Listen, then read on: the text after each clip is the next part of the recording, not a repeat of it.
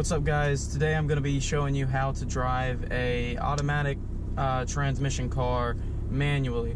It's really easy, and there's a lot of misconception that you can brake something easily, but most cars these days don't really let you brake anything, especially if it's not automatic.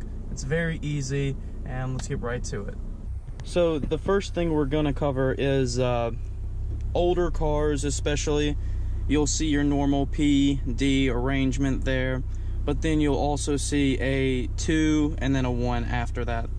Alright, so with transmissions like that, you're going to, obviously put it down and drive, but you go past that, put it into first, and that 1 is first gear. Then, gas, normal, you don't have to let off the gas or anything. Push it up into 2, there's second gear. And you push it up into D, there is your third gear / overdrive, whatever. You're not going to have, let's say it's a 3-speed, you're going to have a 1, 2. Let's say it's a 4-speed, you'll have a 1, 2, 3. And that's pretty much it for that. Towards the end of the video, I'll show you guys me driving my style of transmission, and we've got a couple more to go through before then. So let's talk about column mounted shifters, which will be about right here. Normally it's in like a truck or SUV or something. You'll see your PD arrangement thing normally in your gauge cluster somewhere, and you'll see obviously that PD thing, but then you'll see your 3, 2, 1, whatever. And just for that, it's very simple. You just put it down, say you're in D right here, and then you put it down in first, second, third, and then back up into D. Very simple. You don't have to let off the gas or anything.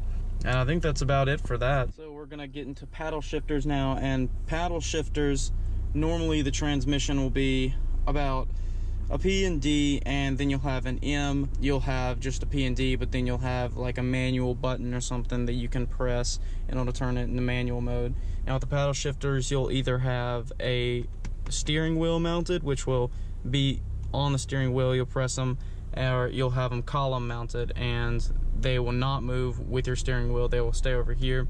Normally you've got a plus on this side and a minus on this side, and that will be to go up a gear, that will be to go down a gear.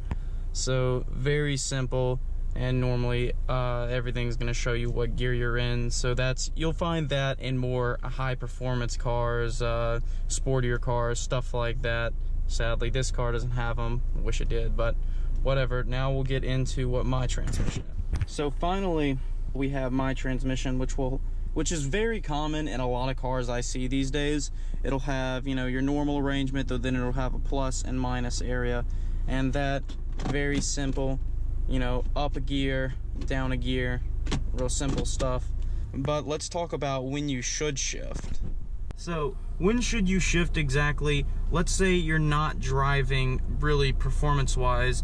I will normally shift around the middle of there, between 2,000 and 3,000. There's really no specific time. If you shift too early, then it won't let you shift, or if you shift too late, normally something will happen. My car, if I go too far, I've only tried this once, but my car, if you go too far, it almost sends it into neutral for a second and lets everything calm back down. But let's say I'm doing high performance driving, I'll shift right before red line. Sometimes I may even go into red line, but you can shift wherever you want. You'll get a feel for it, and that's the big thing. Get a feel for how fast you're going, as well as what RPMs you're at. What's up, guys? So I have the camera now positioned to where you can watch me drive, watch what I do, and see how easy it is to drive a automatic car manually. So depending on one of the previous transmissions I've mentioned, you'll just fill in the steps for what to do. Normally when I do that, I just kind of throw it down, and it's always in first. So that was 3,000 into second gear, and 2,500 into third gear. Real easy. I normally shift mine at about 2,500 if I'm going softly, and I tend to do a lot of engine braking, which is when you shift a little early and slow the car down. But let's say you want to go into it, you can shift whenever you want to, pretty much like driving a manual car.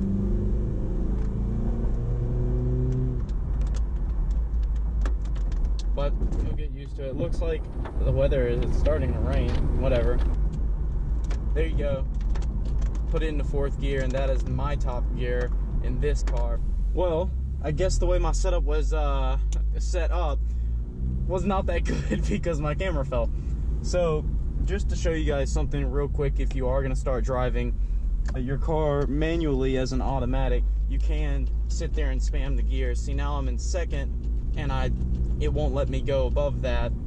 So the likeliness of you breaking something or doing something too early, you know, anything like that, is probably not going to happen. I love driving in the manual mode because it makes the driving experience a little bit more fun if you're an enthusiast, all about that driving experience. So thank you for watching the video. If you did, if you guys want to see more car content, I will have more coming, more on the Eclipse. And thank you for watching. It started raining this bad out of nowhere. Oh my